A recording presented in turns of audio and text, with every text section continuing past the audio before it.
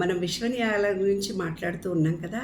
ఈ విశ్వనియమాలలో సీక్రెట్స్‌ని ఒక్కొక్కటి మనం బయటికి తీసుకొస్తూ వెళ్తున్నాము.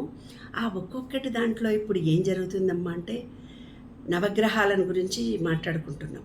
నవగ్రహాలను గురించి మాట్లాడుకుంటున్నప్పుడు నేను చెప్పాను. ఆదిత్యాయ చ సోమాయ, మంగళాయ బుధాయ చ, గురు శుక్ర శనిభ్యస్త రాఘవే కేతువే నమః అని చదువుకోండి అని అంటారు. అంటే Sunday, Monday, Tuesday, Wednesday, Thursday, Friday, Saturday. అవునా?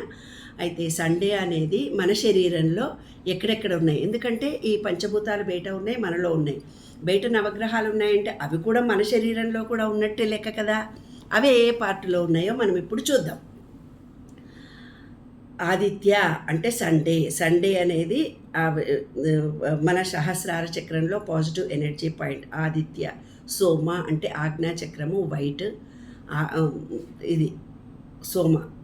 మంగళ అంటే మన కంఠము అంటే శబ్దము. తర్వాత అనాహత చక్రము మంగళ అంటే ఇది. బుధ అంటే బుద్ధుడు, కమ్యూనికేషన్, గ్రీనరీ, అది మన హార్ట్ చక్ర. గురు అంటే మణిపూరక చక్రం అంటే బయట సూర్యుడు మనలో ఉండేది, దానికి గురువుతో అనుబంధము జ్యోతిశాస్త్ర ప్రకారం. తర్వాత స్వాధిష్టాన చక్రము శుక్రుడితో సంబంధం కలిగింది, అది శుక్ర. శని అంటే ఏమిటిది? మూలాధార చక్రము. Sunday, Monday, Tuesday, Wednesday, Thursday, Friday and Saturday లాస్ట్ది మూలాధారము వినాయకుడు. ఏమా? ఆదిత్యాయ చ సోమాయ, మంగళాయ బుధాయ చ, గురు శుక్ర శనిభ్యస్త రాఘవే కేతవే నమ.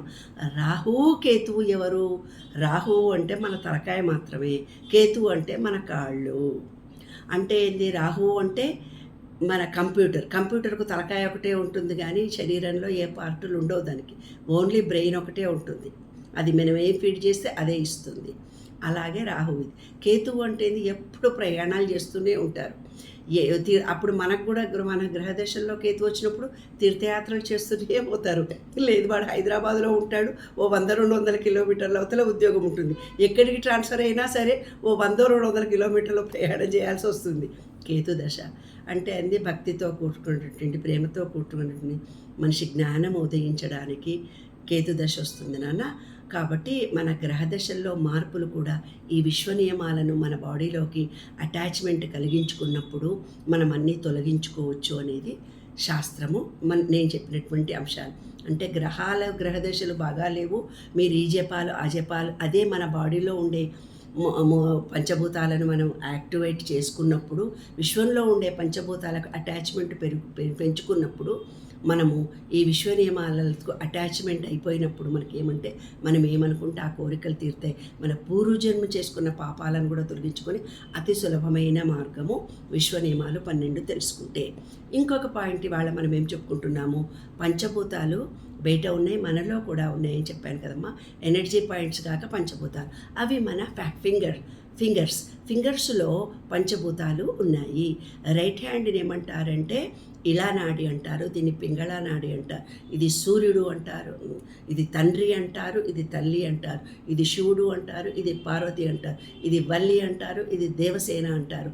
మన వెన్నెముక ఏదైతే ఉందో అదే సుబ్రహ్మణ్యేశ్వర స్వామి అంటారు. అయితే మనలో ఉన్నటువంటి ఇవి ఉన్నాయి కదా ఫింగర్స్, ఇందులో చిటికన వేలు ఏంటమ్మా అంటే వాటర్, బొట్టన వేలు అగ్ని, రింగ్ ఫింగర్ అనేది భూమి, మిడిల్ ఫింగర్ అనేది ఆకాశము, ఇది అనేది గాలి. కాబట్టి పంచభూతాలు మన శరీరంలో యాక్టివేట్ కావాలంటే ఐం అంగుష్టాభ్యానం హ్రీం క్లీం తర్జనీభ్యాం అలా అనాహతాభ్యాన విశుద్ధి ఇట్లా అనుకుంటూ మంత్రాన్ని జపిస్తూ కళ్ళకద్దుకొని చేయాలి అని నేను చెప్పాను కదా ఇంత పూర్వం వీడియోలో. ఆ విధంగా ప్రతి ఫింగర్, మనం అన్నం తినేటప్పుడు 5 ఫింగర్స్ తీసుకొని మన నోట్లో పెట్టుకుంటే పంచభూత తత్వము ఆ అన్నానికి వచ్చి మన శరీరంలో ఏవేవి డెఫిషియన్సీ ఉన్నాయో అవన్నీ కూడా ప్యూరిఫై అవుతాయనేది. కాబట్టి బయట పంచభూతాలున్నాయి, మనలో కూడా పంచభూతాలున్నాయి. పంచభూతాలతో అటాచ్ కావడమే బేసిక్స్. ఇది విశ్వ నియమంలో ఇంకొక బేసిక్స్ నాన్న ఇవి. ఓకేనా? తర్వాత వీడియోలో మిగతావన్నీ చెప్పుకుందాం.